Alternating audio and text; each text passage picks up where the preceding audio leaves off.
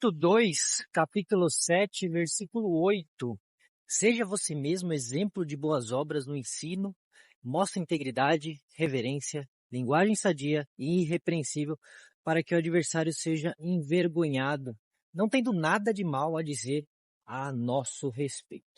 Seguinte, a vida cristã, ela deve refletir entre tantas coisas, o modo de viver de Jesus. Sendo cristão, ou seja, seguidor e imitador de Cristo, é natural e esperado que a nossa conduta, a nossa fala, o nosso modo de vida, o nosso modo de se vestir, tudo sobre nós seja o mais parecido possível com o exemplo de Jesus e com aquilo que ele ensinou. Paulo aqui ele escreve a Tito, um dos líderes da igreja, onde ele havia passado, e orientado, ele escreve sobre o ensino, como deve ser o ensino, e também como deve ser o comportamento, não só das pessoas, mas principalmente o dele. No meio desse ensino, Paulo ele vai falar, ele vai pedir, vai ensinar e vai exortar o próprio Tito para que ele seja um exemplo para os demais que estão ali com ele. Ao contrário do ditado que diz, faça o que eu faço, o que eu falo e não o que eu faço, Paulo está dizendo que você tem que falar, mas viver conforme aquilo que você fala. Senão, hipocrisia, não é mesmo? Os líderes cristãos, eles não estão isentos de praticar o que ensinam, nem de serem modelos para os outros. Não possuem tipo um salvo-conduto, um bilhete VIP, que os autorize a viver de forma mais descuidada. Pelo contrário, quanto mais é dado, quanto mais é confiado a uma pessoa, maior será a cobrança sobre ela. O líder precisa ser o exemplo para todas as pessoas. Ainda que a perfeição ela seja impossível, ele deve ter zelo, não por uma aparência hipócrita que esconde um coração corrupto, mas por uma vida santa que sirva de modelo para todos que o veem e o conhecem. Isso é claro no ensino de Paulo. Então a conduta do cristão deve sempre ser um exemplo de boas obras e o seu falar, especialmente no caso dos bispos, presbíteros, líderes em geral, deve sempre ser marcado por integridade, por respeito e por um tipo de falar, uma linguagem que seja sadia.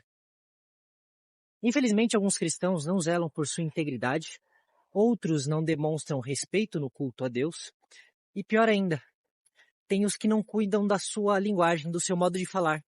Falam palavrões, fazem uso de duplo sentido, de palavras sexualizadas, contrariando diretamente o ensino de Paulo e das Escrituras. Essas pequenas atitudes que podem parecer detalhes insignificantes são, na verdade, a marca que nos diferencia e servem como testemunho em nossa defesa. Pois Paulo vai dizer que o adversário, seja o diabo, seja qualquer um que nos persiga, ele não vai ter nada de verdadeiro para dizer contra nós se nós vivermos de acordo com o que Paulo está dizendo. Se nos acusarem, que seja apenas por meio de mentiras e não por falhas em nosso comportamento.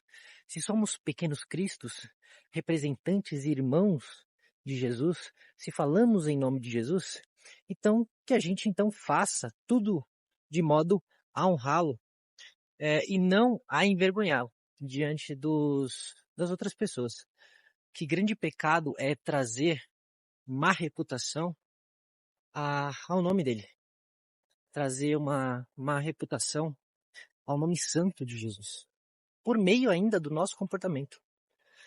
Cuide da sua língua, cuide das suas obras, cuide da sua vida, cuide do seu culto a Deus. E ele não merece nada menos do que o melhor que você tem a oferecer, do que o melhor que você tem para dar. Então pense nessas três coisas. Primeiro, será que o seu testemunho confirma ou contradiz as verdades de Jesus, a pessoa de Jesus? As palavras e atitudes diante dos outros, as suas palavras, as suas atitudes diante dos outros, representam as atitudes, as palavras de Jesus? Ou será que as suas atitudes, as suas palavras, trazem uma má reputação, uma falsa imagem de quem é Jesus?